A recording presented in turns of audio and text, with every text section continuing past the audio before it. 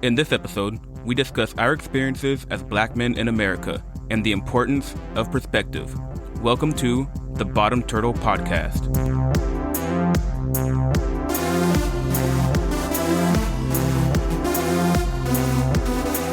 Hello, everybody, and welcome back to the Bottom Turtle Podcast. I'm Dr. Shannon Ray, and we're joined by our co-host, Oyani and Shannon. How you doing, Oyani?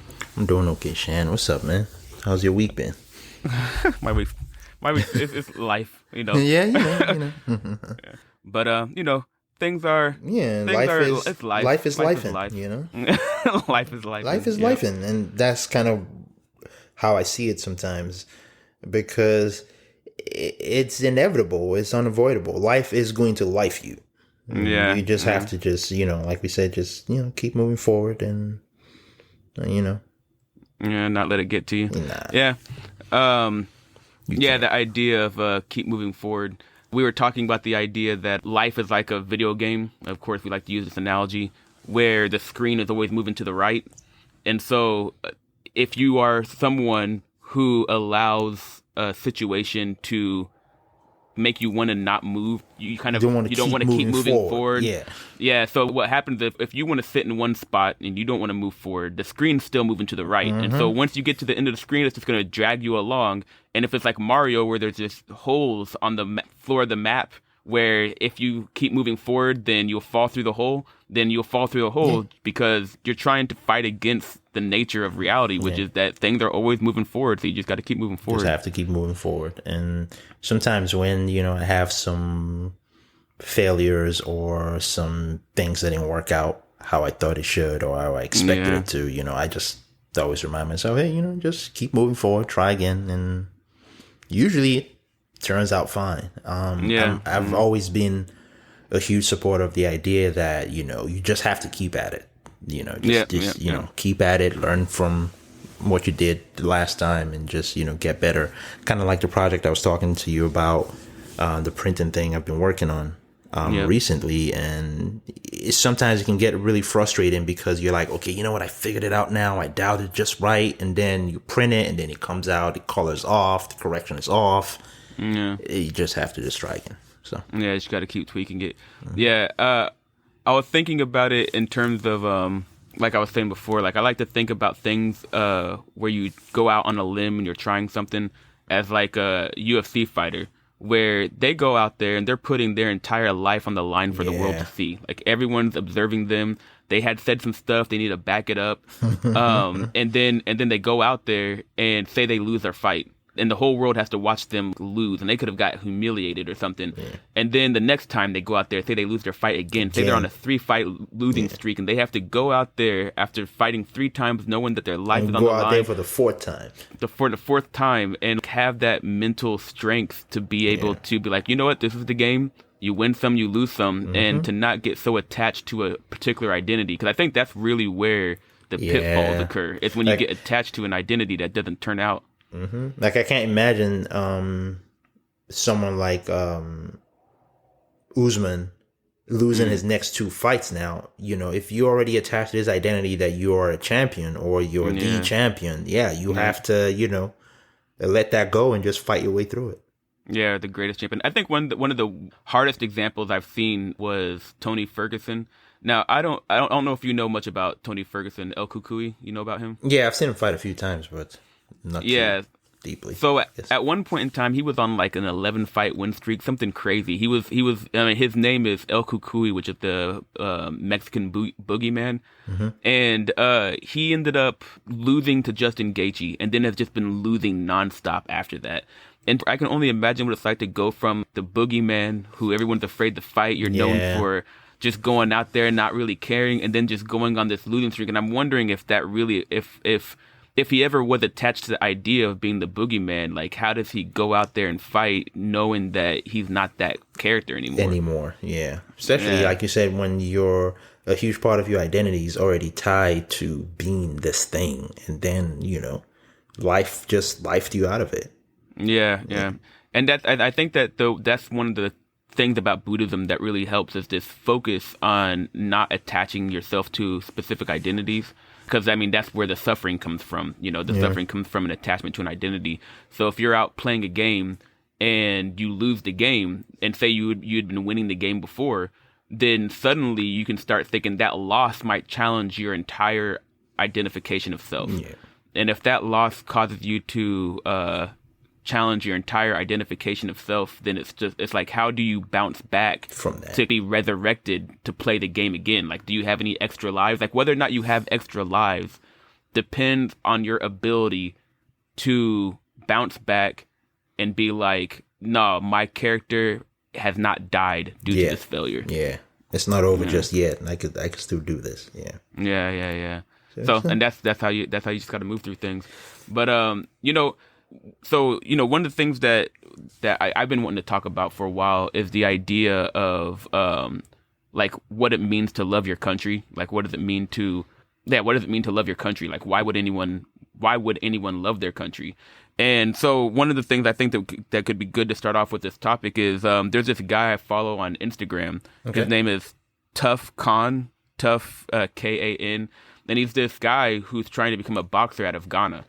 Okay. And so, like, he's always posting videos of him hitting mitts with his dad, and always saying like, I'm not going to give up on myself. And like, he's in that game. Like, he's in the game. He's trying to make something of himself. Mm-hmm. And I was talking to him. How old is he though? I don't know, man. Honestly, he looks pretty young. Young. I'd imagine he's probably maybe somewhere like in his early 20s or something like that. I don't know. I was just asking for some perspective. I like details, but go on. Yeah. But I was chatting with him on Instagram the other day, and he was just talking about like, man, I need to get to a different country. Like, I need to get to a different country to where I can have more opportunities. Yep. It's one of those things, huh? Yeah, go on. No, I'm agreeing with you. Go on. Yeah, and it's one of those things, like, I don't know if anyone has ever heard of, if everyone knows who the UFC heavyweight champion is, Francis Ngannou. Yeah, mm-hmm. Francis Ngannou.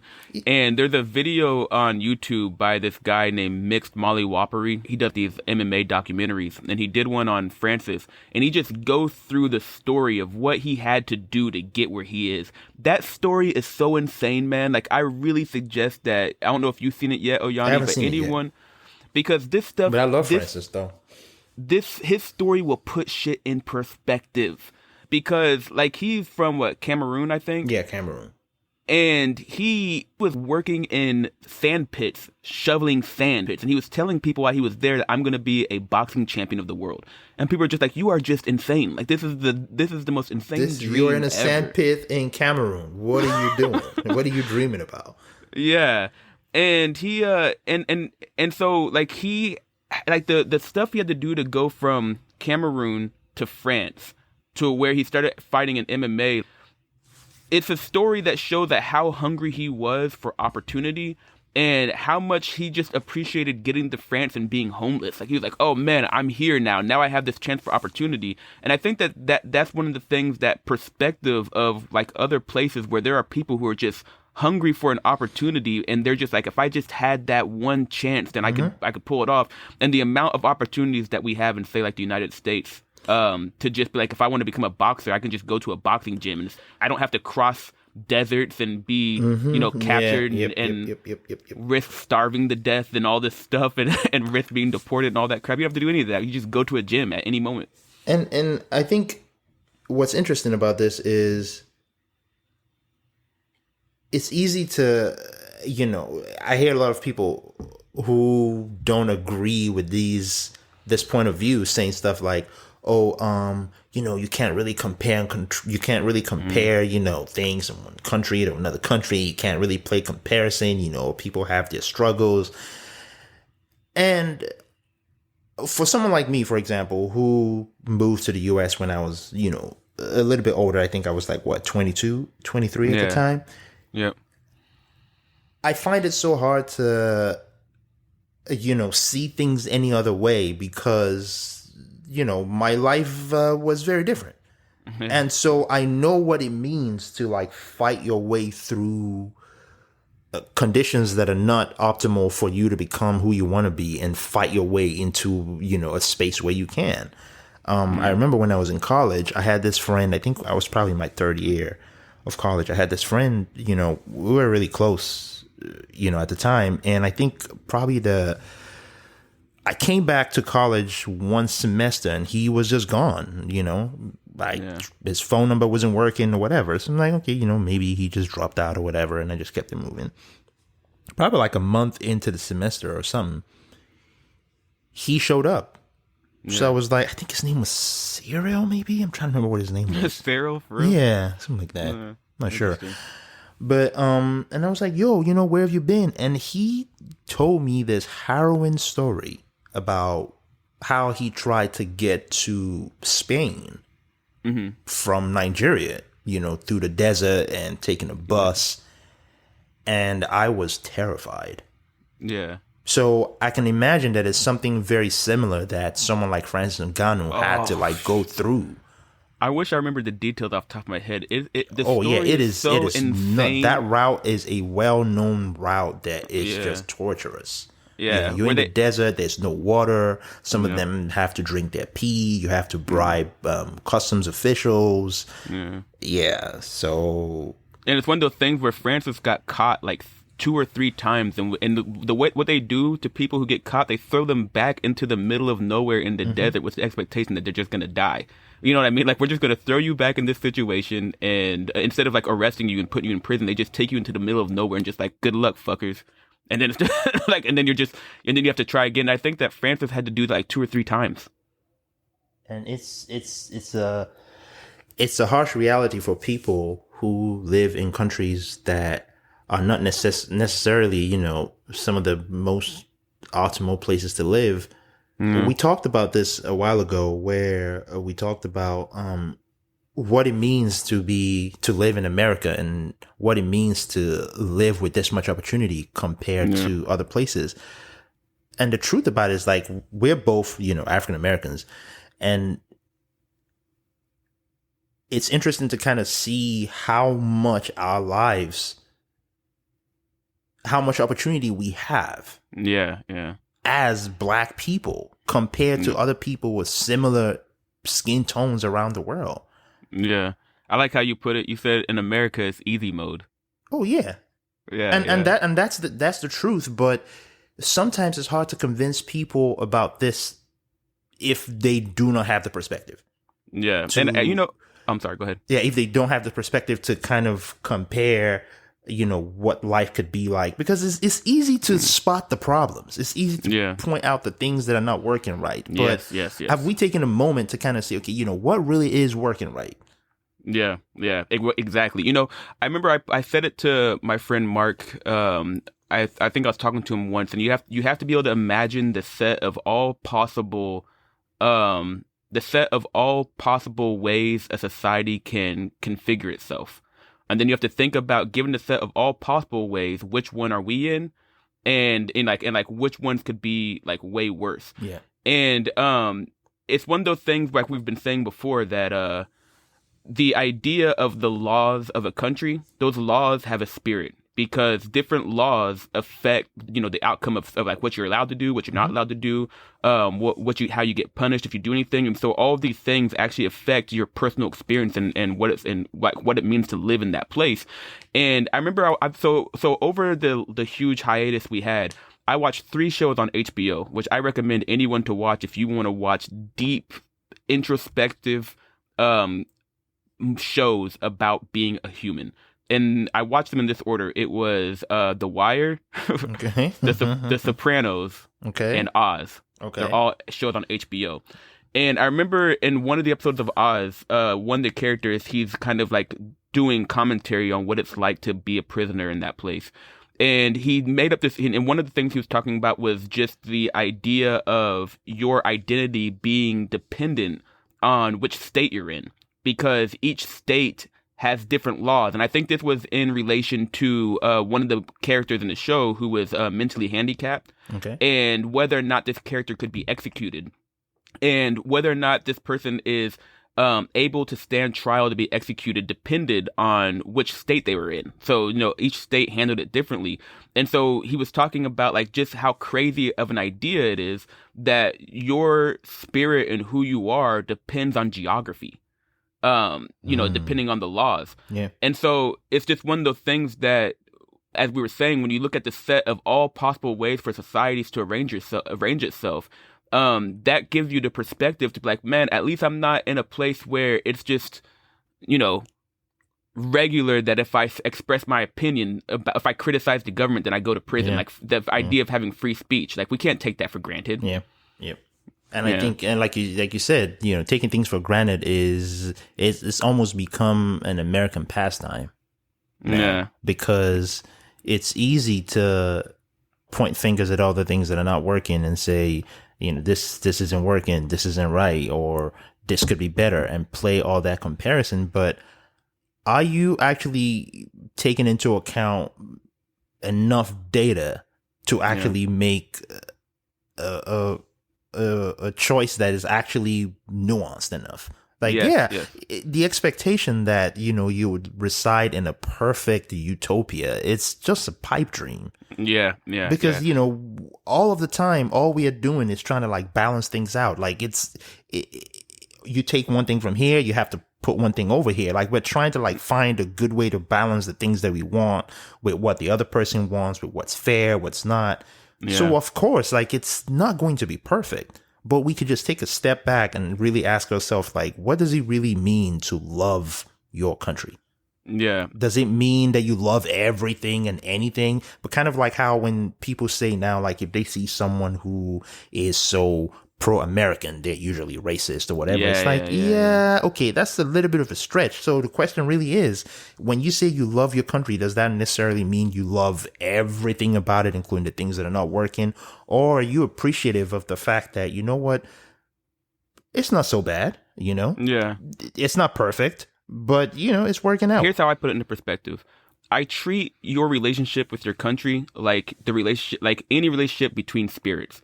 So just like you have a relationship with the spirits inside your system, like your digestive system or your reproductive system, all these things, those things are always pinging you with signals to behave in a certain way.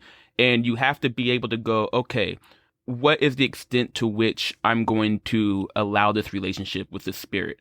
But the thing about that is when you go and you evaluate what the limit of how much you'll interact with the spirit is, when you're evaluating that limit, you have to be able to honestly evaluate, okay, what's good about this spirit and what's bad about it. And you have to be able to look at both of those things, because then that's where you find the limit. Okay, here's the good things that it does, and that's where I get to determine how much effect I'll allow it to have on me. And this is true with your friends. This is true with your country. This is true with any relationship you have. But to be able to do that, you have to be able to honestly understand that if you see the negative in the spirit, and that's all you focus on, that's not the entire thing. And so, a lot of times I think in any spirit that's sufficiently complicated, like a person, you're never going to find a person that is all good. And a lot of times the way that I see people interact with other people is that they'll find something negative about somebody and then they'll just super focus in on that thing. And then that negative aspect becomes the entire spirit of that person's character. Yep. And so, but what that means though, is that if the system or if the thing that you're in a relationship with, if it does have something like an equal amount of good or bad, or say it's like 80% good and 20% bad or something like that, and all you see is a 20% bad, that's not a reflection of the spirit of the thing you're in a relationship to. That's a reflection of your spirit. That's a reflection to what you're paying attention to. You are paying attention to the negative. That's the only data you're sampling. And then because you see that negative, you're saying that's the characteristic of the spirit of the entire thing.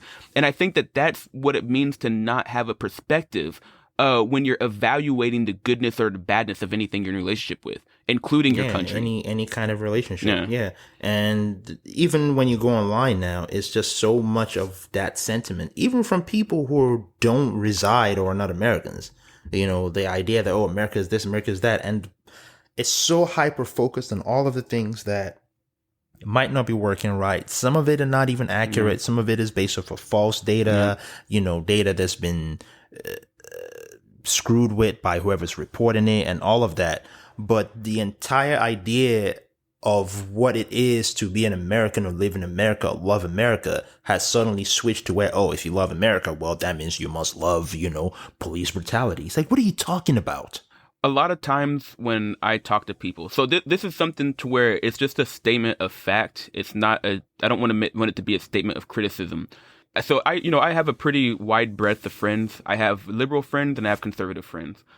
And one thing that I have noticed is that when it comes to conservative friends, the statement "I love America" or "I love my country" is just a default obvious. You know what I mean? Like a lot of them will just say it as just a matter of fact. It's not even, it's not a big deal. But when I talk to a lot of my liberal friends, like I think the idea that any of them would say that they love their country is pretty rare. Like I like the only liberal people I know who I would imagine they say they love their country are in their 60s. But a lot of people, not only do they not say that they love the country, but they're enthusiastic about telling you what they hate about the country. And they're enthusiastic in telling you that they're not proud to be Americans. They don't love the country. And in some cases, they're musing whether or not the country is so bad that the entire thing needs to be torn down and rebuilt from the bottom up. And it's just like, this to me seems like an extreme perspective.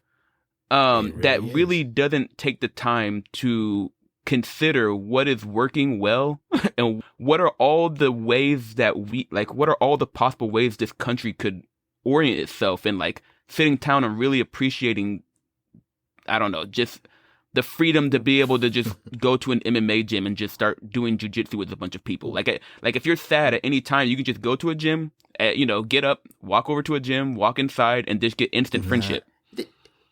It's so funny because even everywhere else in the world, and this was so common when I was growing up in Africa, is America is literally defined as the land of opportunity. Yeah.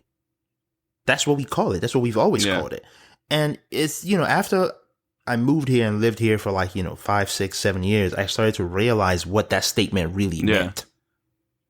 It's rare. It is rare for you to find a place in the world that provides this much opportunity for all of its citizens, much less black people. And I'm saying this with the utmost confidence because I have done quite a bit of traveling. And I will tell you that the opportunities available to black people in America is beyond anything else I've seen anywhere in the world. And I'm talking of countries that have significant population of dark-skinned people. Yeah. Countries, the entirety of Africa, for example.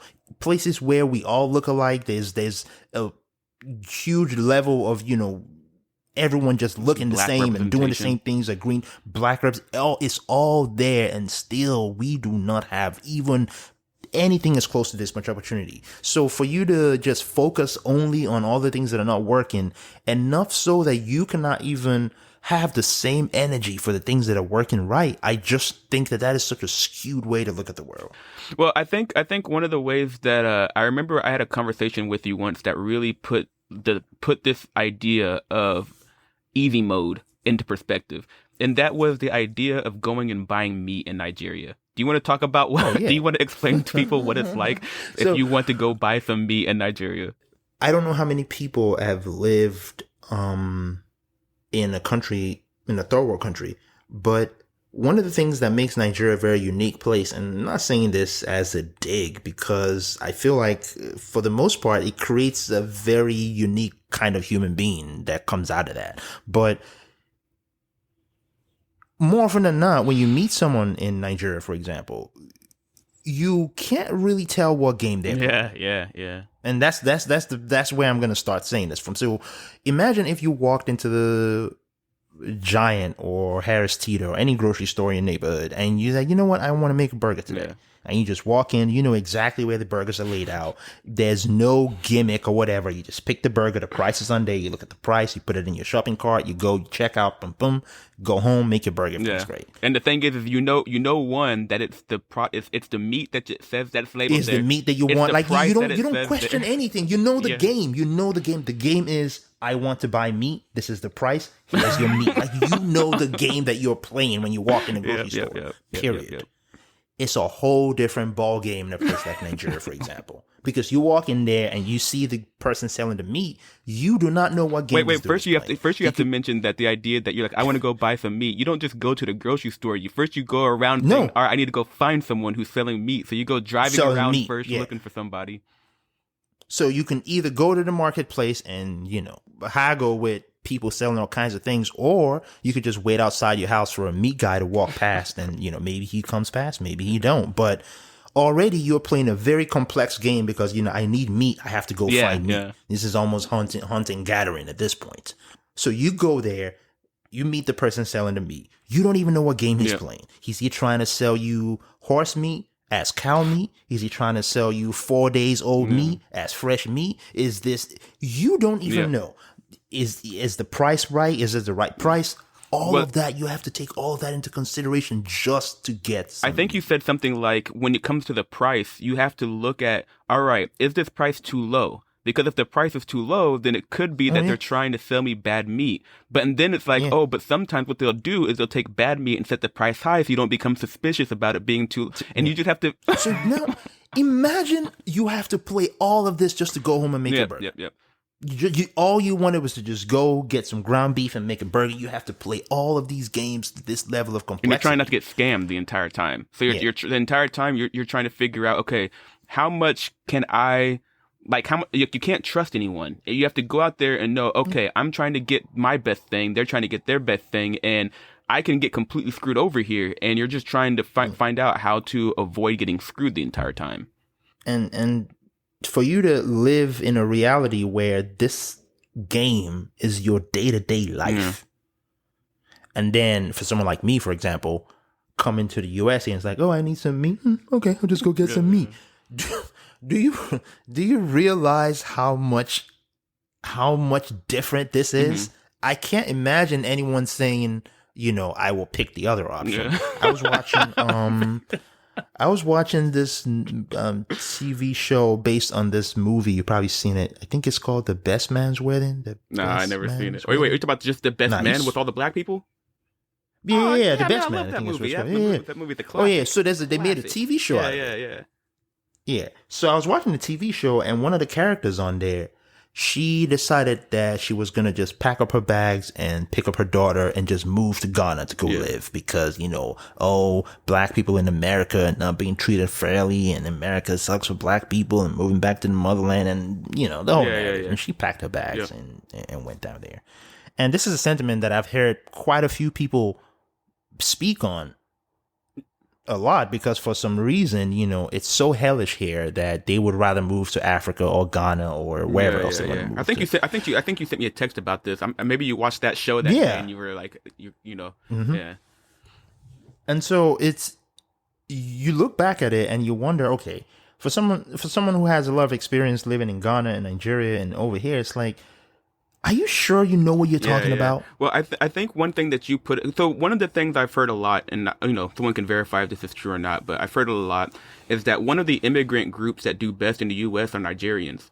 And, absolutely. And I remember... And so that's actually something you got to put in perspective, is that Nigerians come here, and all the racism that's holding back African Americans doesn't seem to be holding them back because you guys are being very successful. So that makes you have to stop thinking of, okay, if these black people from other countries can come here and then like excel and do well, you have to stop and question the narrative. All right, am I really being oppressed and am I being held back? So that's the number one. But I remember something that you said is that like in Nigeria, like even like you're a woman in Nigeria and you're getting a job, and the idea that the person hiring you is going to want to try to have sex with you and you might have to do something like that to get a job. That's just like a regular, like, I have to suffer to get this thing.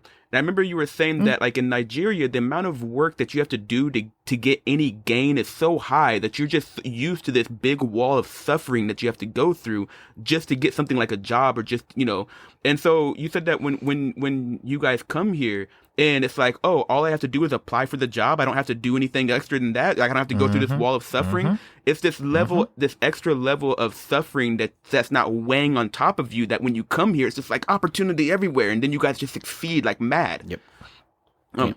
And I think that it's just it's a battle of perspective, because I remember when I got my first job in Nigeria, it was with an airline, and one of the things they usually ask you for is to go get, like, it's called a certificate from your local government. So basically, you have to go to, like, the village where your parents were born, not even where you were born, not even where you live, like the actual state or town where your parents were born. Wait, this is your first job in Nigeria?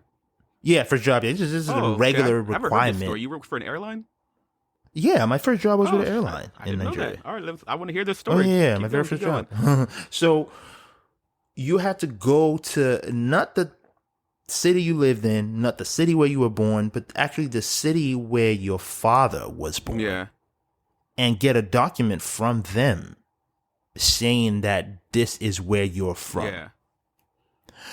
And the reason they do that is because most companies in Nigeria, they have like how many numbers of people from this tribe that they want to employ. Oh. So you can't just come in and say you're from over here when you're really not. So you have to go get that document to actually show, okay, this is where I'm really from. Yeah. And they have to put that on the record. So imagine having to, this is not like a white person asking me for this or Asian person. This is like people who we all just live in the same country that's probably the size of Texas. It's not even as big as Texas. And there's this much level of complexity to the games we're playing just to get a job, to where if you bring in the wrong certificate saying, hey, this is where my father was born, not even where you were born, not even where you live, you might not get that job. Yeah. And not only that, just so might do you not. have to actually, so I imagine that to get that certificate, you actually have to go physically to that location to get it. Like, it's not something where you can just, send an email. Depending on how well set up your state is, they might have a liaison office in like the bigger cities. But if you're from a state that's like up north where there's just barely no one from there, good luck. You're going to have to find your way back there to go get that certificate and bring it all the way back to, you probably have never been there in your life. You never lived there. No reason to go there. But simply because that's where your father was born, you have to go get that documentation to get the job. Yeah, that sounds like a huge burden. Just to do something so that it's simple. like just leaving all of that behind and coming to a country like you said, where I just go online and apply, bloop, and that's it. Oh, interesting. This is great. And I think it's worth mentioning that Americans, by and large, I feel like we need to do a little more traveling. Yeah, we need to get out more. Yeah, I think it just really helps put things in perspective. I spent a couple of months in Europe last year, and some of those preconceived ideas that I've always read about on Reddit about, oh, it's so great in Europe, Europe is great, Americans are so racist and all of that. I had a completely different experience there, I'll tell you that much. Yeah. It was nothing close to even my experience here in the US, like the things I had to deal with there as an African American person in like Amsterdam or in Brussels. Yeah. And this is lived experience. This is not some internet talk that people are just talking about. Like, I don't know what I need to say to get people to understand that we need a little bit more perspective when we have this conversation. Well, I remember the way you stated it when you came back, because I think you came to visit me right after you came back from that trip. You said like in America, it's like the simple idea that black people are just living their best black life. You know what I mean? Where it's not like, I think you said somewhere like we're there. It seemed more like first you walk in and you feel like that a lot of the black people are off over here somewhere. Like they're not, like they're it's like less integrated, and they're over here. And then you had to deal with more people assuming that you weren't where you're supposed to be when you were there. And then you think about being here and just the idea of la la la, I got a hotel, la la la, walk into the hotel, check in. You don't think about anything. Regular life. Just living your basic black life. But there, it's like you can feel that difference of, are you supposed to be here? Yeah. A couple of places I went to, I handed them some money and they had to like scrutinize it. Like put it under I'm like, what are you guys doing? It's just a 20. Yeah. Was that? And this is not even like I handed them dollars. It's like I handed them like 20 euros, and they're over there looking at it in the light, saying some places actually refuse to take the money altogether. Oh, really? I was trying to come into my hotel. It wasn't even late at night. It was like probably like 7 in the evening. And as I'm walking towards the door, I see the receptionist lock the door. Yeah. And then I'm like, okay, why is the door locked? And she was like, yeah, open it with your card. Oh, and I'm like, what are you talking about? What if I just wanted to make a reservation? Would I have a card? Yeah.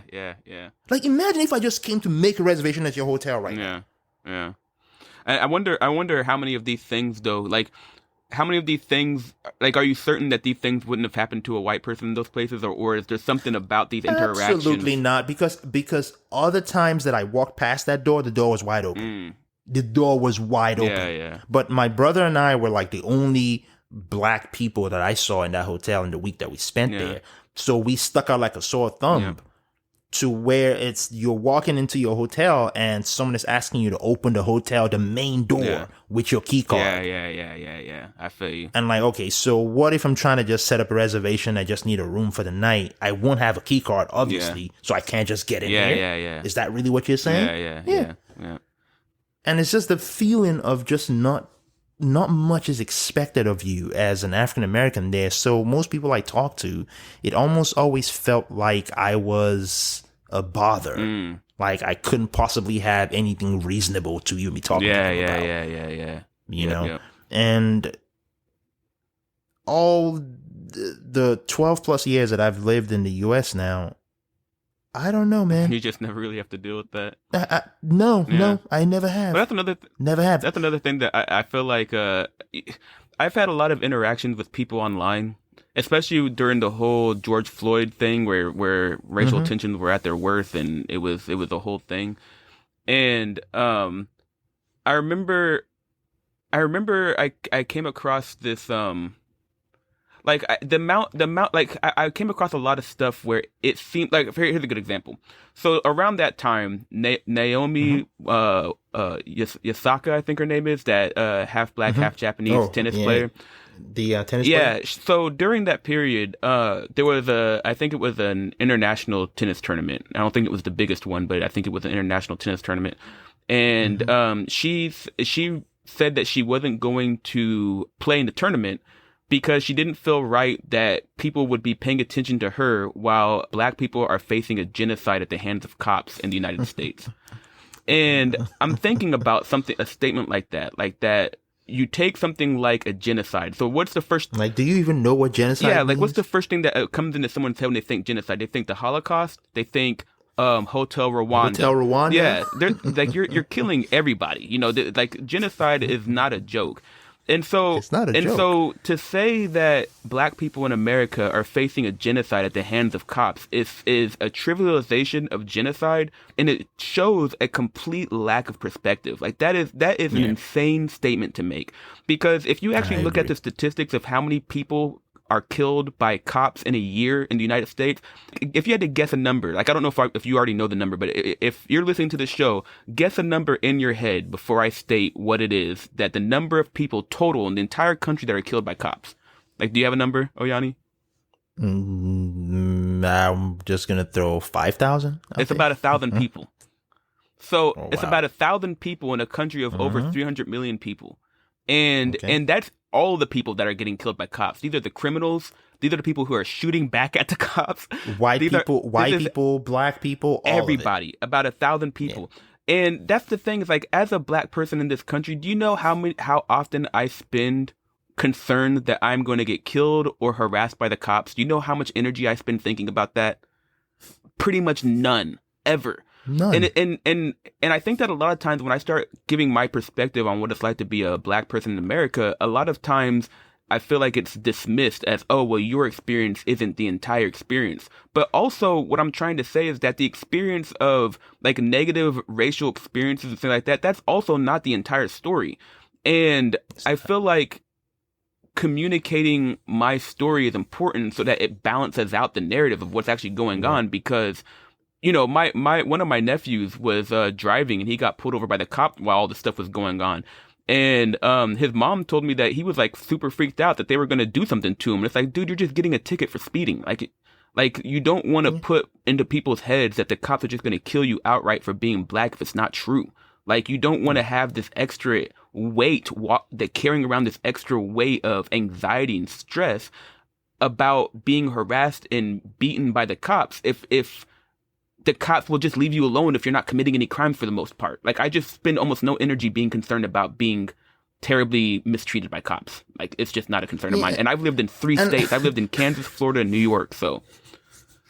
And I think it's interesting to know also that even for someone like you who's lived, you know, in different parts of the country, same as me who's lived in different parts of the country, is more often than not, people, I don't care if it's a cop or someone you meet at the grocery store, white, black, green, whatever they are, people just are going about their day. Yeah. For the most part, Americans are going about their day, man. Yeah. They're not checking for you. They're just trying to get through their day. Yeah. And I think that's a really important point, because there's a certain aspect of having a chip on your shoulder that I think necessitates some degree of narcissism. And what I mean by that is, if you're a black person and you're around a bunch of white people and you're thinking to yourself that they're all thinking about you, they're all thinking about you and you're this and that, I can almost... And how you're black and what you're doing. I feel like most people have so much shit going on in their life. They're just struggling to exist. They don't really have the energy to be that concerned about what you're doing. They don't. And so there's a certain degree to where if you go into a space and you're assuming that everyone there is thinking about you, there's this idea that you're so important that these people care about what you're doing.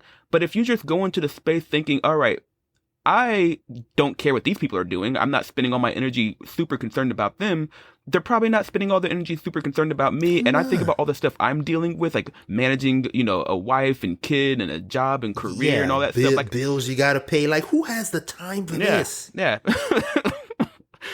And that's just the part that baffles me, is for the most part, people you meet at the grocery store or you walk past, you are barely spending any amount of time with them. You're just seeing them and moving on with your life. You go to work, you do your job. Everyone is trying to make their goals, meet their reports, turn in whatever they need to do.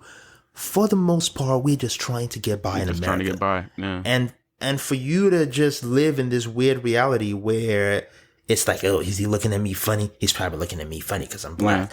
Yeah.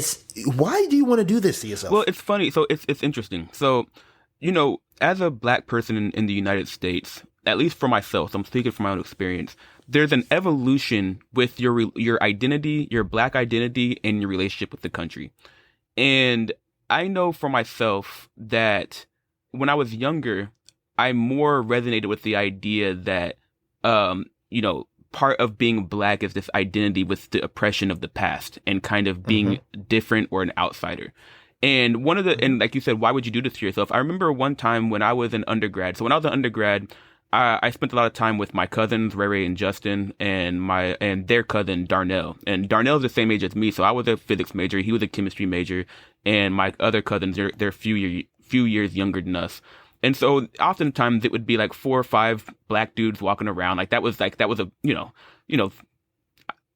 just common, So there's that was normal. Groups of, I was often groups of black people. Ain't no white people around. If there's a white person around, it's Jacob. So it's like 6 black dudes and Jacob typically, something like that. And I remember it was just me and my cousins and Darnell, and we were going to Barnes and Nobles to study. And I remember we were thinking something like, oh, I bet you money that all of the white people looking at us are probably thinking, oh, look at these monkeys trying to read or something like that. But the whole point is that we were creating this narrative in our head where it's like, well, we're actually going there to study. And these people, I'm sure they're thinking all these negative stuff about us.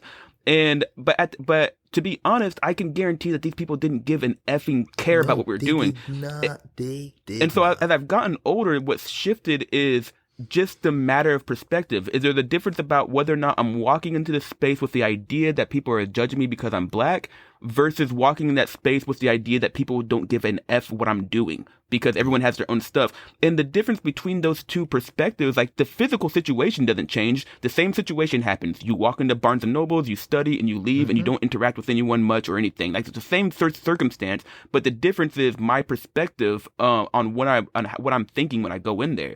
And the thing is, it goes back to this idea of the surface of ignorance. You don't have any additional information to know what these people are thinking, so you have the freedom to choose what scenario you're in. And choosing this other scenario, it kind of gives you this ability to makes it seem like you're doing something more than you're not. Like I'm going in here and I'm doing, I'm standing up against these people's racist ideas against me. But like, in actuality, you're just going in there to study. Like, what are you doing? Is any of that stuff actually happening? Is anyone really having these thoughts, or is it just a narrative I'm making up in my head and then feeling like I'm giving myself a trophy for enduring something that may not even exist?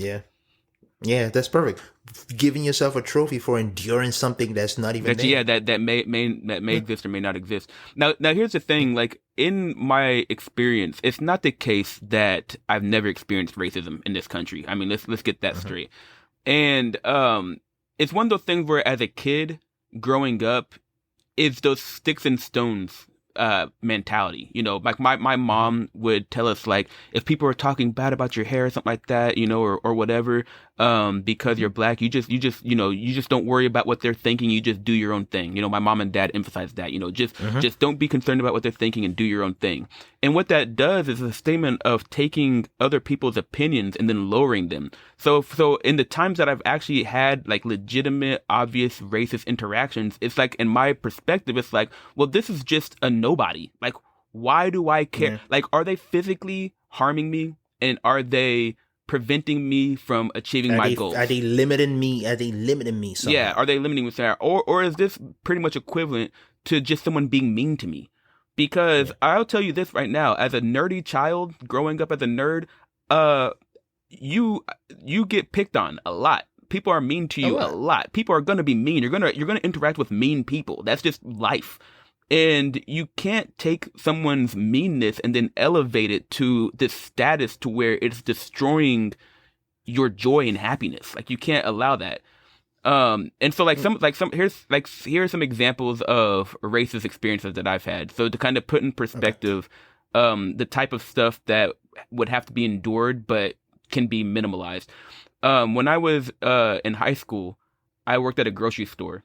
And I remember a lot, like a few times, like, so this grocery store is on the south side of town. So there was a lot more like white people on this side of town, but you're also going to get some poorer white people. And then there was also this suburb that wasn't far from the grocery store where I worked. So we get a lot of customers from there, which was like an all white suburb. Like, mostly everyone there was white. And so I would hear people, like, some people would say stuff to me like, "I'm glad to see that you're working because I know your people don't like to work." And they would say this stuff, to you, thinking that they're giving you a compliment. And you'd get some sort of variation of something like that. And it's the most that this garnered for me is like an eye roll, like, Jesus, you know what I mean? Another time I had a more explicit scenario where there's this white girl with her dad or uncle, I don't know. And she was coming, and as she was coming into the line, because I was a cashier, she was saying, "Nigger, nigger, nigger, nigger." This is what she was just singing this song. And then the dad or uncle was like, "Oh, I'm so sorry. I've never heard her say that before. I'm so sorry." Yeah, and the little girl goes, "What are you talking about? That's what mom calls them." And so this is just like an experience that I had. And I remember thinking, like, this girl is what, like 7 or 8. I don't know how old she is. But one thing I know for sure is that my entire day is not going to be ruined by an 8-year-old. That's just not that's not within the purview of my reality, that my entire day is going to be ruined by an 8-year-old.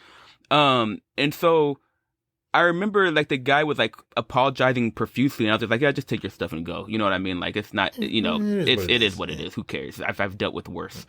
But these are the type of scenarios in which it's not imagined racism. Like, this is just straight up, no doubt. I know for a fact that this is coming from some either racial ignorance or feelings of actual racism. Like, I know that for a fact.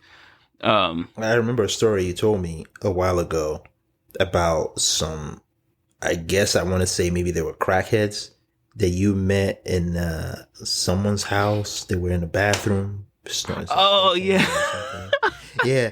And that story always sticks to me so much because I always think to myself, it's like, I think they said something like, "Oh man, I think this is how the story goes, that they were sniffing cocaine on the counter in the bathroom or something. They were in the living room sniffing the cocaine." Yeah. And then there was something like, "Man, I wish I had a nigger nose to snort all the cocaine." Yeah. Something weird like that. Yeah. And then like, yeah, you would want to be upset, but it's like, yeah, these are two crackheads. Their teeth are falling out. No, they weren't. They weren't crackheads. But one of them had herpes. I knew this for a fact.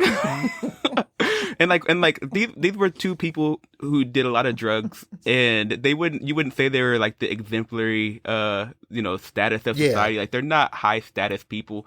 And you might be asking why I was in that circumstance in the first place. I don't really want to get into the details of why I was there, but the fact is I was in a place where I was the only black person, and 2 white people were there, and they were making comments about nigger noses or whatever.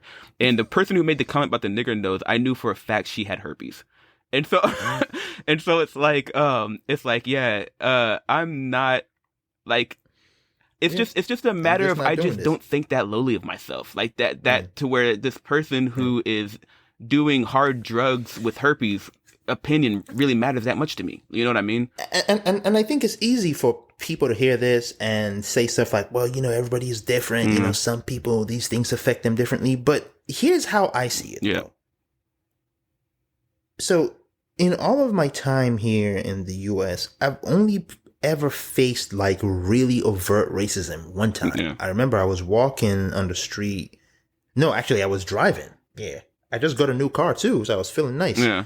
And I was at I was just coming out from a grocery store and I was just about to join, traffic. And this homeless guy was walking past the car and like, yeah, you need to get out of this country, you niggers. Mm. And I just like, I'm in a nice car. Like, what is that? I just drove off. It's like, yeah, whatever, man. Yeah, whatever. Yeah. And so even if you are someone who things like this impact you a little bit more, the one question I always ask is, how much of your interactions with people in a day-to-day life involves this? Because if you interact with like 15 people and 14 of those interactions are just blasé, these people are going by their day. And this one, are you really going to color your entire world by this one interaction? Yeah. And that's what we were talking about earlier about the perspective. It's like I remember I told my friend Cash this. I told my friend Cash, I was 21. I was working with him and his dad doing construction.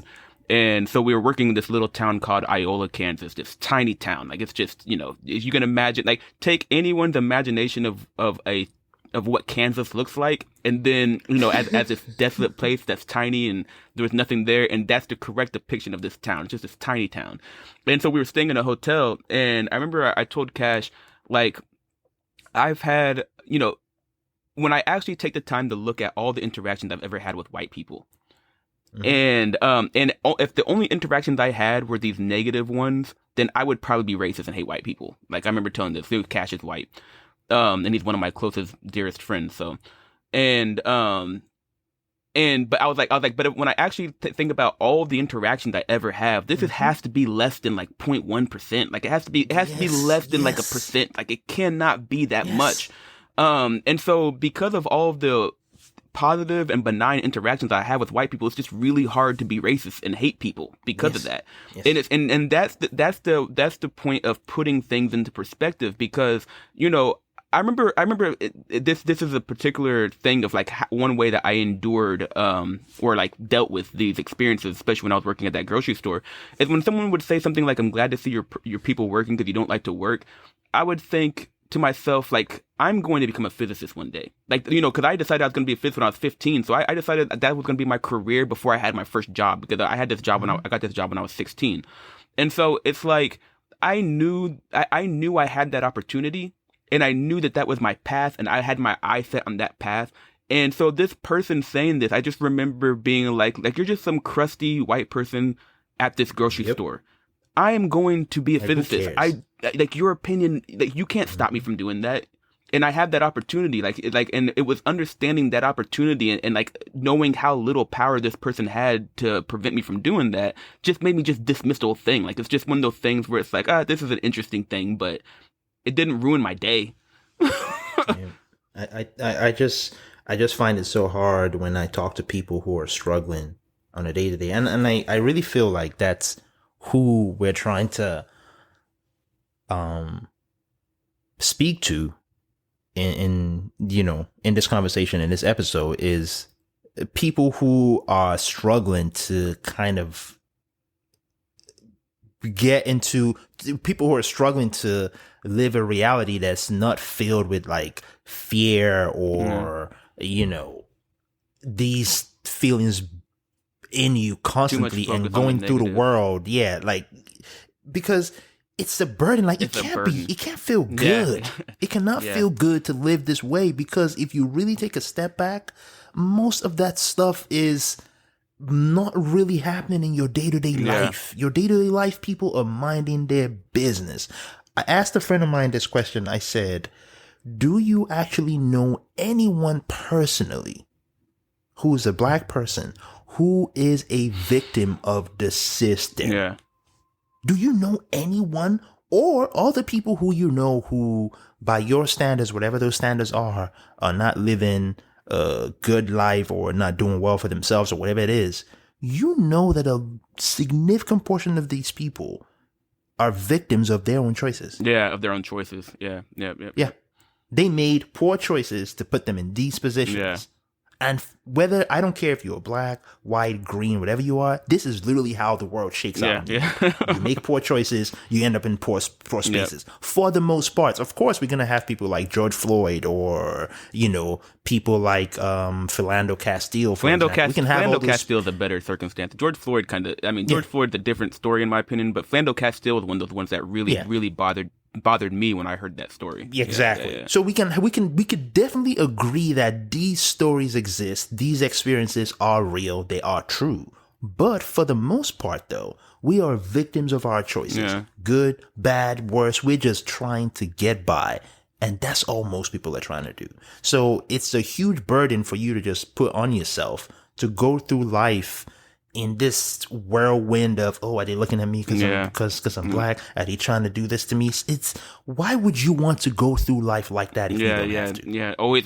Because you really and a lot of times that data about whether or not this is a racial, like whatever experience you're having is racially motivated. Mm-hmm. A lot of time that data is opaque to you. You actually don't know. Like here's my standard for whether or not I categorize something as a racist event, like with certainty.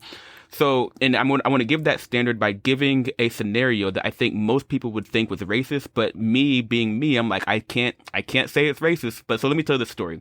So I was working at the grocery store, and there was this woman. She was Hispanic, and she was paying for her food with WIC. So WIC is a program to help women with children feed their children. And so when you buy WIC items and you pay with a WIC certificate, you have a select set of items you're allowed to get. So, for example, if you want to get a block of cheese, you can't get the Velveeta cheese. You have to get this particular WIC approved cheese. Yeah. And so I remember she came into my line at the grocery store and she got the wrong cheese.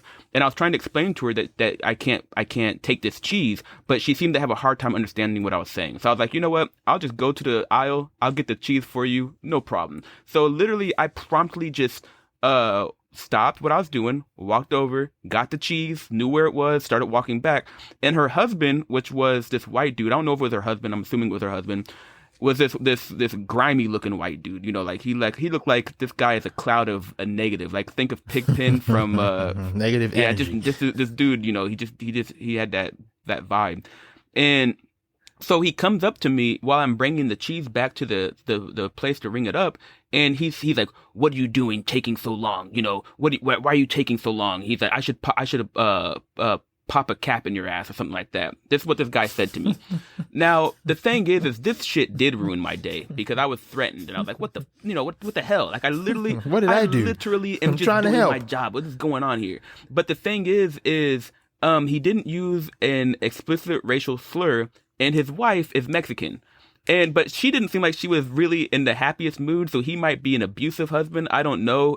So now I'm stuck in this scenario. It's like, did I just have a legitimate racist experience? Well, the guy's wife is Hispanic. Now, that doesn't mean that he doesn't hate black people, but, he is married to a Hispanic woman, so I can't, so he might not just be an outright white supremacist. I don't know. He might just be a dick. And at the same time, his wife doesn't look happy. She looks like someone who would be married to a dick who is just this negative aura dude. So this could just be this guy, he could just be a terrible person for all I know. Yeah. And so this type of experience is one where I have to put it in the category of I don't know. I don't know if this was a racist experience or not. I think a lot of people might think that it was and might put it in the category of that it was, but I am like, I can't be certain. And actually like another scenario once, like one time, so this is where I'm like, when it comes to a scenario of whether or not I had a racially motivated negative interaction, is one time me and my friend Andrew, we were in Florida in Boca, and we'd come back from a Dillinger Escape Plan concert. And so the concert was pretty far from where I lived. And so when we took a taxi there, because this is before Uber and Lyft was a big thing, it was pretty expensive. So we were like, when we leave, we're going to walk like halfway and then we're going to take a cab to save money. Why not? It's a nice night. And yeah, so, I mean, that's what we do. Yeah. And so we walked about halfway and we stopped on a street corner and called for a cab. So we were just on this random street corner in this neighborhood in West Boca waiting for our cab. And so as we're sitting here waiting, a cop car shows up, and someone called the cops on us. And when we got there, we didn't move or anything because we're not doing anything wrong. So we didn't like really react and run or panic or nothing like that. And so when the cop shows up, he's like, "Oh, you guys didn't even like move or anything." And then he points out that he says, "Damn it, they have beards and everything," because apparently the person who called the cops on us said that we were like teenagers outside of curfew or something like that, or we were supposed to we weren't supposed to be out there. And the cop was just like, "Man, this is a bullshit call." But the thing is that is this a racially motivated thing? Did these people call the cops because I'm black? Well, the problem is that the guy I'm with is white. So it's like you might think this is an obvious instance of racism, but they called the cops on a white guy and a black guy who are both 6 foot tall. So I really can't tell. Like, I have to put this in my uncertainty camp, even though it's like someone might put this as a definite racist experience. I can't be certain because I was with my white friend. It's hard to know. You have to let all that shit go, man. Yeah. You just have to. And I think that's what people just need to listen to is you have to let those ideas go and just go through life like everybody else is. This is such a unique burden that black people, for some reason, some black people, I don't want to say all, but just have decided to take on themselves as they go. Like, life is hard enough. Yeah. Well, that's why are you adding extra complexities to it by just assuming all kinds of shit in your head and creating this reality that's not true. I might be able to give some insight into that because, you know, growing up black, there are like a lot of the songs, like for instance, let me put it this way. If you listen to a lot of rap music, you know, and you're like really vibing out to them, like if I'm listening to, I think it's Black Star with Mos Def and Talib Kweli, and they have this song. It's what I think Thieves in the Night or something like that. It's like one of the last songs on that album. And in the lyrics, like there's a lot of or if you're listening to Mos Def's song Mr. Nigga, that's a good example because that song's all about being a black person who's successful and still being treated like crap. And so if you're someone who's listened to a song where they're complaining about that and you're resonating with it, to not think these thoughts is to not resonate with that song in the same way. Like your identity shifts from like your identity shifts from one state to another for whether or not you identify with this perspective or whether or not you're like, you know what, I'm gonna let this go, because letting it go means you're not gonna vibe with the song in the same way. And you're right, it's an identity thing. It is an identity thing because it's almost like if you don't resonate with these ideas, if you don't actually agree with these points of views, you're not part of the in crowd. Yeah, you're almost like, it's almost like when people say what's that word they use? Oh, he's just an Oreo or an Oreo. Things like that. Like those kind of statements are kind of trying to say, you're not in the in crowd. You're not black enough. Yep.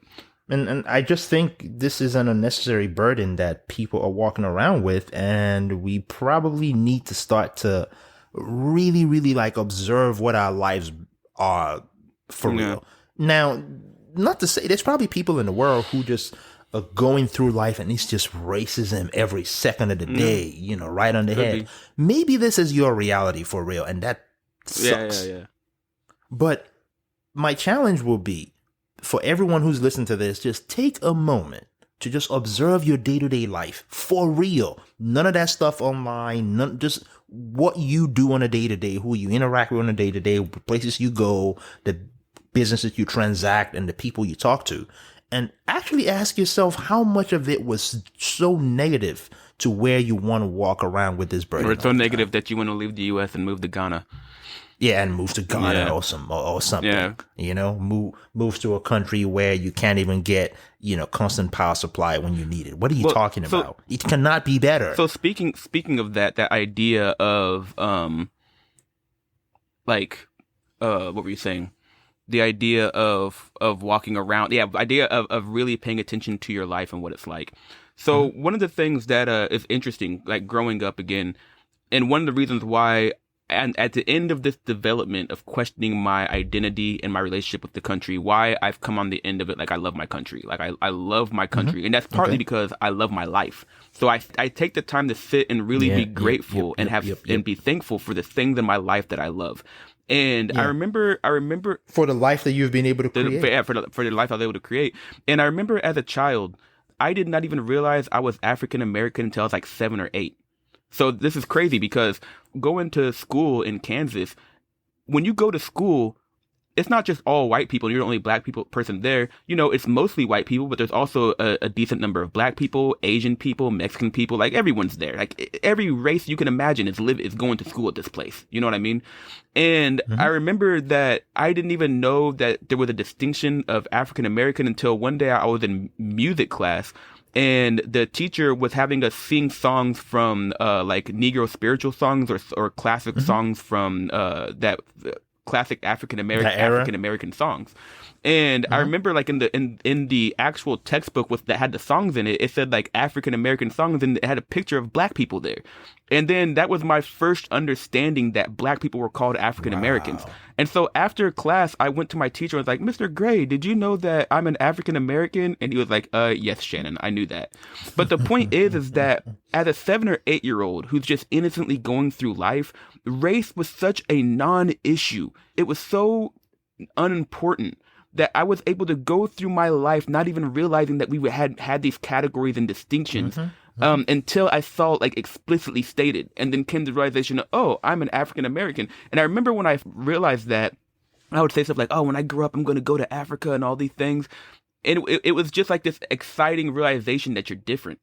And I remember realizing then that not only am I different, but there's less of us. So it's like, oh, now there's something that makes me unique. Just because I'm black, you know, it's like, it's a different thing. And I remember kind of having that feeling about this interesting feeling of uniqueness from being black. But that just kind of goes to show you that if an innocent child is just walking through their day and they don't even notice this stuff until someone puts it in their head, how much of what your experience is based off the fact that you're just focusing on it too much. Yeah. Like we were saying earlier in the episode, any system that's sufficiently complicated is going to have negative and positive in it. And if you find that there's a person, like, imagine there's a person that you know, and you're just like, this person is the shittiest person. He sucks. I hate this person. And you're just railing off all the negative qualities of this person. But everyone else knows them and is like, yeah, they do those things, but they also have these good qualities as well. Then that's a person that like, to some extent, objectively has these negative and positive qualities. And the fact that you only see the negative is a reflection of yourself. It's not a reflection of the spirit of the person you're interacting with. Yeah. Did you want to? That's important enough for us to take that moment to really look at our interactions on a day-to-day basis and really ask ourselves where these ideas came from. Yeah. When did I, start drinking this Kool-Aid and why? Yeah. It's worth taking the time to evaluate that. Everyone needs to do that. Well, so because I feel like somewhere along the line, you started to like absorb some of these ideas, and eventually it just became a part of how you see the world. Or it's part of your identity, and part of your identity. And so, well, one of the things is so in this episode, I think we haven't used a lot of the bottom turtle language stuff yet so far, but there is one thing that I think is an important emphasis in this episode, and it's the idea of perspective. And how do you create perspective? And so I remember once, it was like I had to have been like 18 because I had a car at this point. And I remember I was thinking about this phrase that I've heard, and it's like, you had a car at 18. Look at this. Yeah, I had a job at 16. I had saved up for a car. That's how it works. Come to Africa. No one stopped me from buying that car. Actually, I bought it from Come to Africa. Yeah, it was a nice car too, man. I love that car. I have dreams about missing that car. But I remember I was filling up gas in my car. And I had this thought of this phrase that I've heard. I don't know exactly where I heard it from. It's from a movie or a TV show, or if it's just a common saying. But there's nothing harder in the world than being a black man in America. And I remember, I feel like it's from a rap song. I don't know what it's from, but I remember that thought came into my mind. And what happened when that thought came into my mind is I remember feeling that victimness. And it's almost like I felt myself indulging in the idea of the truth of the idea that that's true, and then feeling sorry for myself. Like, oh man, nothing harder in the world than being a black man in America. And I remember like the imagery that I have of that is something like getting inside a bed of negativity that's asking you to come inside, get comfortable, and then put on the blanket. Like I was putting the blanket of this feeling sorry for myself. And then as I was thinking that, and it was almost like you can imagine that the event of me having that experience and resonating with it was almost over. But then there was that small voice in the back of your head going, wait a minute though. Let me stop to imagine all of the worst things that could be. I just imagined the absolute worst case scenario of existence. And so the scenario I came up with was, imagine someone in some country somewhere where human trafficking exists, and you were a child born into sex slavery, and you have no power, and you are just being used as a sex slave by these terrible people. And this is a life that I'm sure is being lived right now. And right then now. I think about that, and I remember that blanket as it was closing. I said, wait a minute. And then it stopped, and I stopped myself from was like, wait a minute, this shit ain't that hard. And shrugging it off. But the thing is that the way that I was able to shrug off indulging in that feeling was by creating the perspective of the worst scenario that there could possibly be, to challenge the claim that there's nothing more difficult in the world than being a black man in America. Because if you actually stop to think about that phrase and like really see whether or not that's true, you kind of see that that's not true. That's not true at all. No, it's farther. Go be a black man in Uganda. Yeah, like it's easy for you. But the thing is like what's really important is that what allowed me to pop out of that was the creation of perspective. And what that did is I created a scale. I created a scale where I looked at where I was on the scale, and then I imagined the worst case scenario. Now imagine what it would be like if you had a shallow scale. Like, imagine if instead of trying to imagine the worst case scenario to give yourself perspective, imagine if your entire world was just degrees of gray from a particular point of view. If that's the case, then filtering all of your experience through that one spirit, through that one lens, filtering it through that, it takes your entire world and it shrinks and compresses it into that one little space. And so if you're treating that, and if you're always filtering the world through a particular perspective, like you're always filtering everything through that, then your entire world becomes what's filtered through that little hole. And so now that you're only able to make scales that are varying degrees of gray within that little hole, you miss out on the idea that little hole is actually one perspective on an entire plane or entire manifold of possible perspectives. And when you're able to get out of that one little world and actually experience what it's like to be in this this worst case scenario world, you're able to imagine that snaps you out of that world and realizing this world is not reality. It's just a perspective. And I think that, like we said, even we sent a few texts back and forth about this during the week, is that perspective is so important to have. And I guess for me, it might be a little bit easier for me to speak on it because, I've lived outside of the country and, moving here in the U.S. So that perspective is just there by default. Yeah. There's nothing I can do about it. Yeah. You don't have to work for it. It's just there. Well, yeah, I don't have to work for it. It's just there. It's right there in my head. You can just imagine, all right, what was I doing 10 years ago? Like, what was my life? No, this is better. This is better. Yeah, it's not even that hard. It's really not that hard. It's not. Yeah. And so, like my experiences with the police, for example, in Nigeria have been almost 1,000% times worse than my experience with the police. Oh, yeah. Period. There's just no way to even compare it. It's not comparable. So I think if anyone is interested in exploring what you just said, to actually get a simulation of what you're trying to say, what was that movie you suggested to me? Oh, yes. About the Nigerian Prince. The Nigerian Prince. So if you really want to understand like what my life was like growing up in Nigeria, go watch that movie. Yes, that is a pretty accurate depiction of what it means to be a young man trying to like survive in Nigeria. And then you kind of see where my perspective comes from. Where it's like, this is nice. This is not so bad. Because the story of that movie is it's an American Nigerian. So it's a guy whose parents are from Nigeria and he's Nigeria. And he did some stuff at school where his parents were like, all right, we've had enough. We're sending you to Nigeria. And this is something that if you talk to people who are like second generation immigrants, because, Eunice. This is like popular. Yeah, trend. like Eunice, Eunice's family's from Haiti, so they're like if you keep screwing up, we're gonna send you back to Haiti. Like quit fucking around.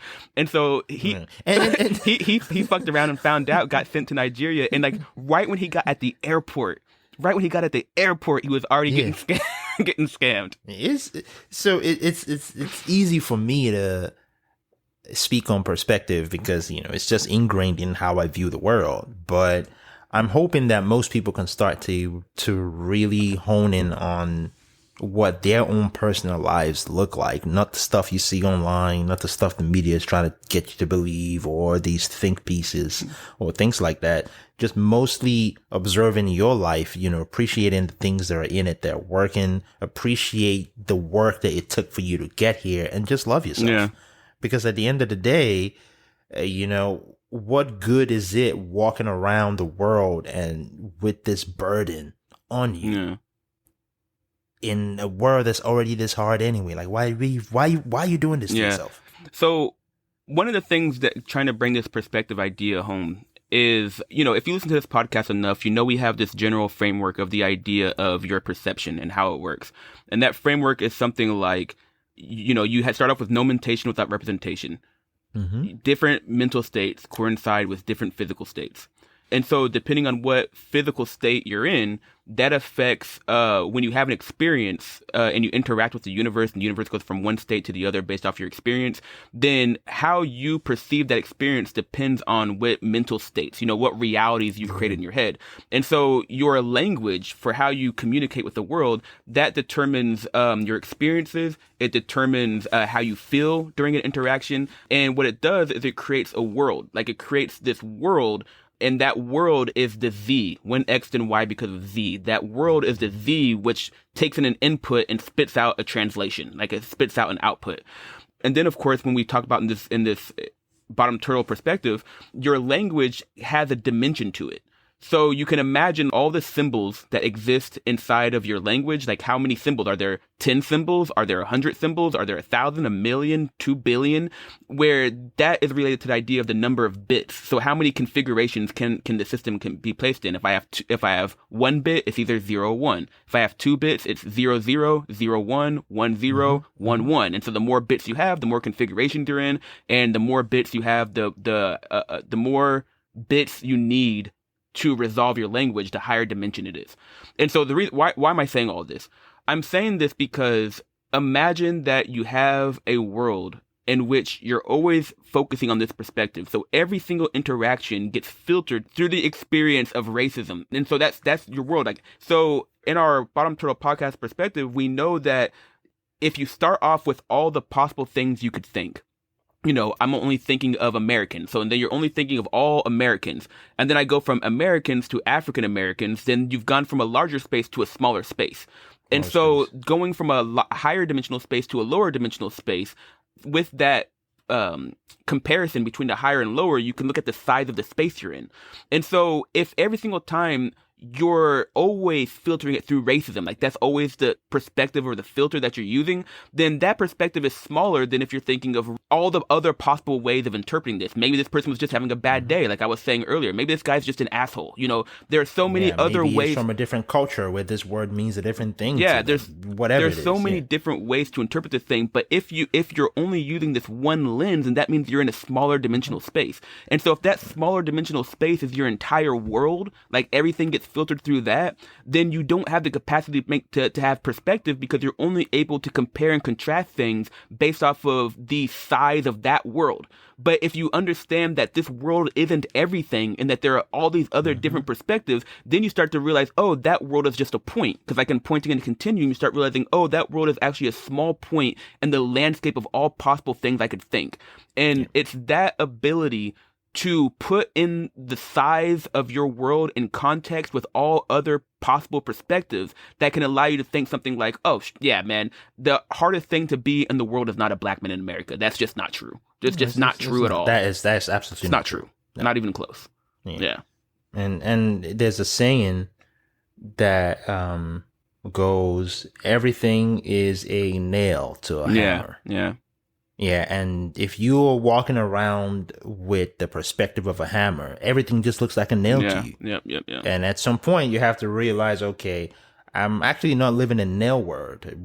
There's, nails and there's cops. Yeah. There's all the things going on. Like, you can't just create a world view around this. And, like I said a few minutes ago, there might just be some people whose worldview is literally this. This is their real life. No joke. They just wake up, here's your tablespoon of racism, go to bed, there's a plate of racism. Like, there might be some people who deal with that. But for most of us, though, it's really not that way. For most of us, there's so much nuance. There's so much, we live in such a dynamic world. We meet all kinds of different people. We interact with all kinds of different people.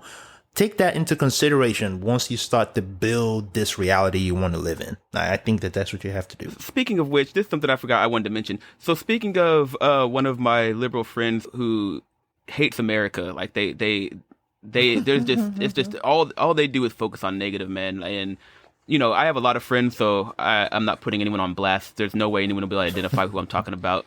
But this person definitely has lost the plot, in my opinion. And this is how I put this in perspective. I remember I was having a conversation with this person, and they said to me, this was back in 2017, 2018. They said that there has never been a positive representation of black people on TV. Jesus Christ, but who is this? I'm not gonna say. But the thing is, it's like you have to understand this from my perspective. When I was growing up, it was nothing but positive images. Just start naming. It's not your perspective, Shannon. It's all of us's perspective. What I mean by that is I'm speaking from my personal experience. Like, what is it like growing up as a young black man in America? And I'm saying that when I was growing up, all there was on primetime television at 7:00 primetime were black people. You had stuff like Fresh Prince of Bel-Air. You had the Bill Cosby Show. You had Family Matters with Steve Urkel. You had My Sister. You had Martin. You had Living Color. Do you know how many black shows I watched all the way in Africa? Well, how many? A lot. A lot. Yeah. All those shows you mentioned, I watched every single one of them all the way back in Africa. And that's why when you said my person, no, all of us, we all watched these shows. Well, it was on TV at the same time we all watched Well, that's the point, though. I mean, this person who is an American who grew up in a world with all these shows didn't have that perspective. They thought that there was no... And so what I'm trying to say is that when I'm looking as a young black man growing up in the U.S., one of the reasons why earlier in the story I didn't realize that there was a dip, that I was African American in that with that particular category was because of the lack of having to really deal with real racism. And I remember when I was a kid, do you want to know when I realized that there was an unequal distribution of power between black people in the United States and white people? I remember as a kid, there was this song by Timberland and Magoo, and one of the lyrics in this song was, "See a white man scared from a black man's power and see a black man dead from a white man's power." That's a lyric in the song. And I remember I heard that lyric and was like, wait a minute, we don't have the same power? What's going on here? And I remember going to my siblings and are we not equal? Are we not equal? And they were like, no. And literally growing up in this country was one of those things to where I didn't have this my life is a miserable racist experience when I was young, that just understanding that there was a difference in power, I had to hear it in this song. And it was I know that sounds really naive, and I bet you people are thinking, this guy must be nice. But what I'm trying to communicate is when I was growing up, in the 90s, I feel like 90s, we hit some sort of sweet spot in the 90s that I think we need to get back to. But growing up in the 90s, with all the positive imagery of black people on TV, we were killing it. Me growing up, Martin, I'm 6 or 7, Martin on TV, black people on TV killing it, that's just commonplace. So of course I'm not going to see the power difference. We're everywhere. We're doing great. We're in movies. And what I'm saying is I had all this positive representation growing up, and I feel like a lot of ways that people have this extreme negative perspective of what it's like to be black in America is by just disregarding everything we've accomplished. We've accomplished a lot. To me, I feel like we are drowning in positive representation in terms of historical figures, in terms of I feel like in terms of representation as a black person growing up in America, I had so much positive representation, and that's not even including my family, because, guess what? Everyone in my family is black. And so when I'm looking at the people in my family, they're killing it too. And so growing up, there's almost like part of this narrative now requires a diminishing of what we've accomplished, and it's like there's a certain degree where it has to accept that we're weak. You know what I mean? Like, because when you're being oppressed and you're a victim, it means that there has to be a degree of weakness associated with the concept of being a victim, because if you had the power to stop being a victim, then you would stop being a victim. And so there's almost this degree to where we have to constantly keep projecting a certain level of weakness of our own spirit. And I don't know, man. I'm not for that, unfortunately. I'm not buying none of that. I think not buying as African American, I'm not buying the idea that, you know, this weakness has to just become part of our identity so that we can get some victim points or whatever it is they're handing out these days. Yeah. But I feel in the end, what everyone just needs to do is, you know, take a look at your life for real. Just take an actual good look at your life for real. And, you know, whatever narrative you're being, you know, told or sold by wherever you get your news from or whatever you read online, put that in one hand. I'm not saying disregard it because I don't know how true or not true it is, but put that in one hand and then really take a good look at your life. You know, I was talking to my friend the other day and I'm like, do you know how great it is that back in the day, a lot of the black shows you mentioned, black TV shows and movies you mentioned, they were like top tier black TV shows. But here's the thing though, we're actually in an era right now where as a black person you can make a shitty show and it will get on TV. Yeah. That's how great it is now. I've seen so many you could just make a shitty show and it will get on TV. It doesn't have to be as great as The Cosby Show or Martin or no. The Wayans could actually get a shitty show. You could get a shitty show on TV. Shout out Wayans brothers. I forgot to mention them. I love the Wayans brothers. Oh, that was a great show. I still watch those reruns. Oh yeah, I'll go back and watch those reruns. It's hilarious. But it's I forgot what I was gonna say. What were you saying just now? About how, you know, now so it's even different than that, because now with technology as it is, like the fact that we have made this podcast, which is kind of like radio broadcasting, right? Exactly. Like the technology has made it to where everyone has access to whatever you want. No one is gatekeeping it. So, like, if you want positivity or whatever from blackness, because of the technological advances that everyone has a chance to create their art and put it out in the world, it's like it's a free-for-all. There's so much of it now, and this is my point. There's so much good, there's so much bad. It's overwhelming how much good and bad there is. If all you see is bad, that might be a reflection of your own spirit. It might not be a reflection of the actual system you're in.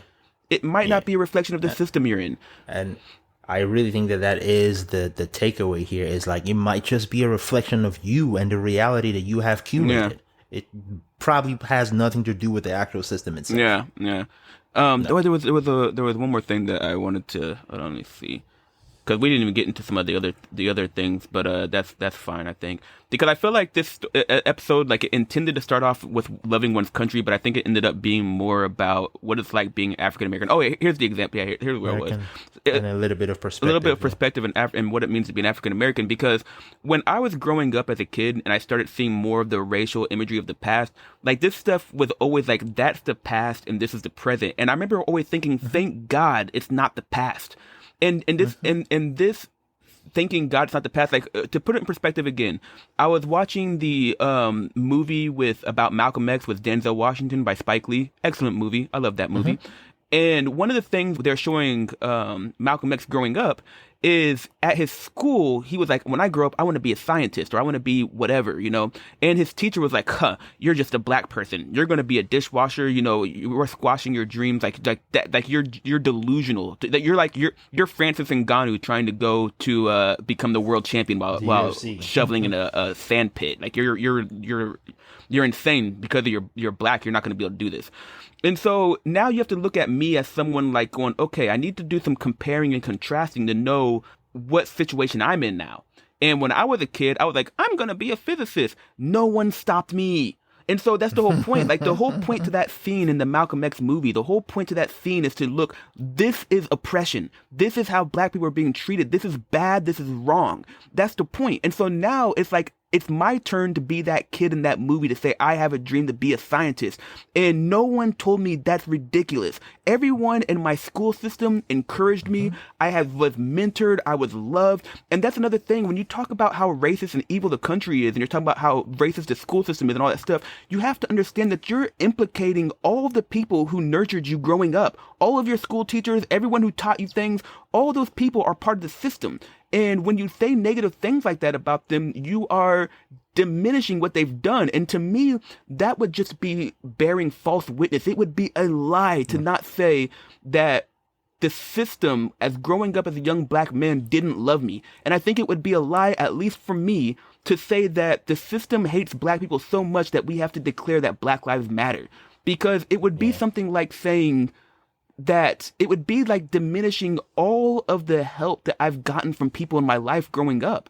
And so I just wanted to put that in there to be like, we have depictions of the past and what it really means for things to suck.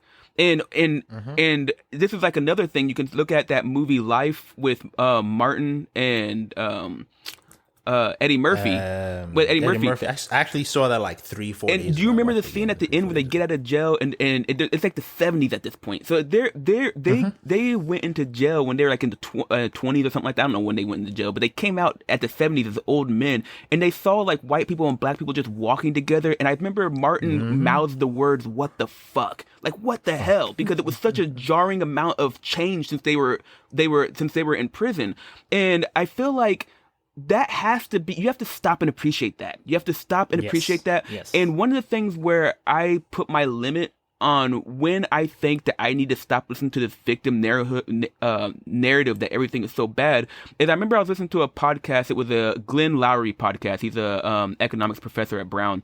And so he had this podcast and he was talking to someone, he's a little more conservative. He's probably more in line with me. Like, you can imagine, like, I'm probably more in line with Glenn Lowry. And so he was talking to someone, a black woman who's more on the far liberal, systemic racism and all that stuff. And I remember while listening to the podcast, this woman said something like, he was pointing out the progress we've made in race relations. And he used the fact that Barack Obama became president as an example. And she said that is a shallow example that doesn't tell us anything about how race has changed. And so you have to imagine Barack Obama is a half black, half white man with a black wife and black kids. And so like the head of our state is a black family. And the idea that would be possible in the 40s or 30s or 50s or 60s is just banana bonkers. And so if this person looks at that and says that that's trivial, then you have to know that it's like they're telling that this person is all perspective is lost. They're telling you what their scale is. They're telling you that they have gone to a world where they're trying to find this perfect, pure, zero racism world that has to be so pure and have no contamination in it that they can completely disregard the fact that we had a black American president. Because when that moment happened for 8 years, when he became president, I remember what it was like sitting down in my room, just like going, "Oh my God, like this is insane! I cannot believe this is happening." But to this person, this is trivial. If that's the scale of your perspective, I'm just not interested. In my opinion, I don't have to listen to what you say anymore because I know where your scale is. To me, that's madness. That's pure madness. I definitely agree. Yeah. I think that perspective piece, everyone just needs to find a way to I can't hear you. Can you move closer to your mic? Oh, can you hear me now? Is it better? Yeah, I think the perspective piece is something everyone needs to start to pay more attention to now because we're being fed so much information that if you're not able to really take a good look at your reality and, apply a healthy dose of perspective to it, you will probably just run through life miserable all the time. Which I feel like is almost an intentional mental state, like a mental state of frustration and that simmering anger. I feel like there's incentive for the media and these algorithms to put us in that state because maybe we're more susceptible to ideas that way. I don't know what it is, but we just have to take control of it. As someone who used to be more in that mind state and kind of growing up with it, grappling with it and everything, I understand the appeal of this chip on your shoulder, you know, because if I am just a regular dude getting a PhD in physics and mathematics, that's you know that's something, but it's not as interesting as I did it and I fought the systemic racism that's trying to hold me back. Because now it's like, oh man. But then when you realize that I was in the McNair Scholars Program, which is a federally funded program designed to help minority and underrepresented people get PhDs. And it's like, I have to stop and be grateful for that. I'm not going to diminish the fact that the federal government said that this is something important, that we're going to fund this program that was a great help to me when I was mentored through it and everything. Like, you know what I mean? And it's not to say again that I'm trying to say that there is no bad. What I'm trying to say is that to be able to have a balanced perspective, you need to be able to, you need to be sampling good data and bad data. You need to not only see the bad data as the be it and end all of your reality. You can't be just that. And I think a lot of times when people do that, they do it with the idea that they're doing this because they like the country. They're just doing it because they're critiquing it. What are you saying? I'm not allowed to critique my country? It's like, what? Here's my rule for critiquing any spirit you're in a relationship with. This is whether it's your friends, your parents, yourself, your digestive system, any spirit you're in a relationship with. This is the standard that I have for whether or not to determine whether or not your critiques are legitimately critiques that come from love. And that is, you have to be able to tell me things you love about the thing. You have to be telling me good things about this spirit for me to take your negative criticism seriously. Because think about someone who says, think about if I was like, man, I love Oyani. He's my brother, man. That's my brother.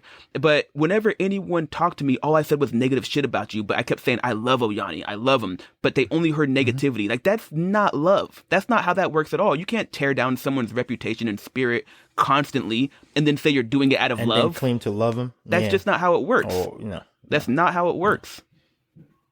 You're right. I think it is worth paying attention to. I see so many people, especially online, you know, based off of their posts and the things that they resonate with, and you can tell that they're really, really grappling. They're actually grappling with trying to find some peace in all of this noise, and it's within you. It's inside of you at this point.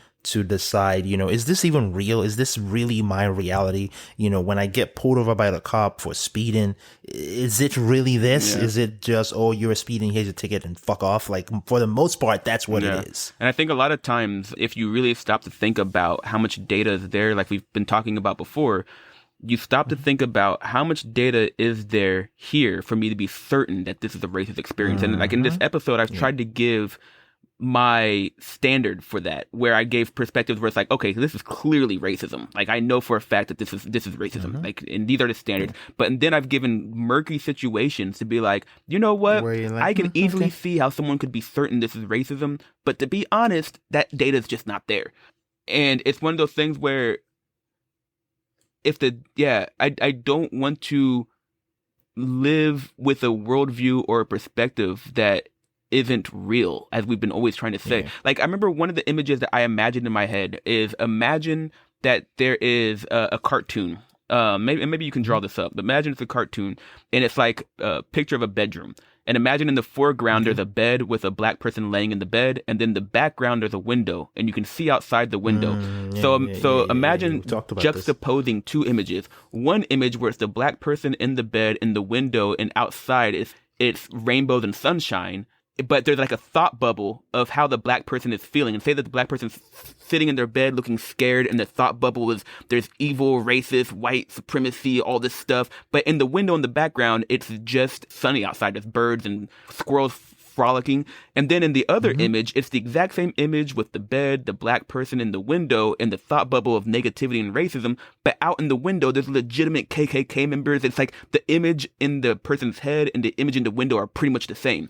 Like, the thing is that in both of those scenarios, the perspective, the reality in the person's head is exactly the same. But in one scenario, it is a perspective that was created that is preventing you from going outside and enjoying the sun. And the other one is a perspective you have because it's legitimately that shitty outside. And you have to stop to ask yourself, which reality am I in?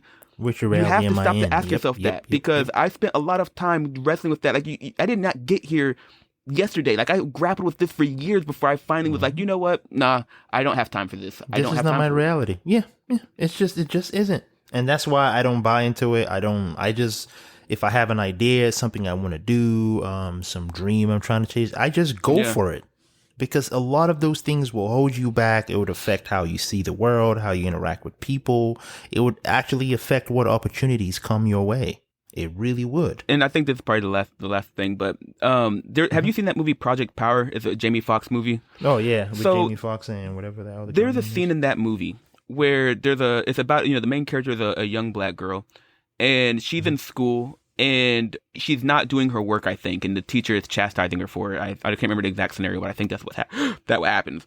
And so he's telling her, like, you need to study, you need to do this. And she has this fantasy of her getting up and saying, no, I don't have to do this because I know for a fact that people like you are trying to hold me down, and no matter what I do, I can never get ahead. Like this was a part in the movie. Don't buy into but here's the thing. This is a part in the movie where this was clearly a triumphant moment where she is speaking truth to power. And you know what I mean? Like, this is supposed to be something that if you're a young black girl or a young black man or a black person watching, you're supposed to resonate with this moment of, yeah, tell them.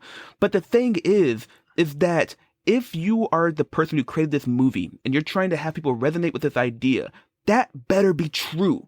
Because if it's not true and you're telling people that there's no point in trying because you're always going to be held down, but yet it's sunshine outside, and that if you actually go out there, you can get what you want. If what you're saying isn't true, then I would argue that you're committing some evil there. There's something deeply evil about communicating a message to someone like that if it's not true. And so to be able to know if it's true, you can't just sample negative data. You have to stop and actually sample positive and negative data to get some perspective.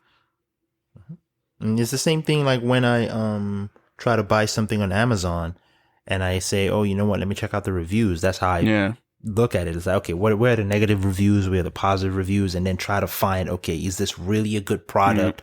Or is this one person just upset because the box came in broken? Yeah, it's like, that's got nothing to do with the product. Is there consistent complaints? Like if you look at every negative review, it's like every time I use this one thing was flimsy. It's like, exactly. All right, then that's probably true data. But and that's how you should be going through life. And always open to the idea that whatever perspective you got could be wrong, and you might need to change it. Yeah, but that's what it requires to be consciously aware. You have to be consciously aware of your preconditioning, as Buddha would say.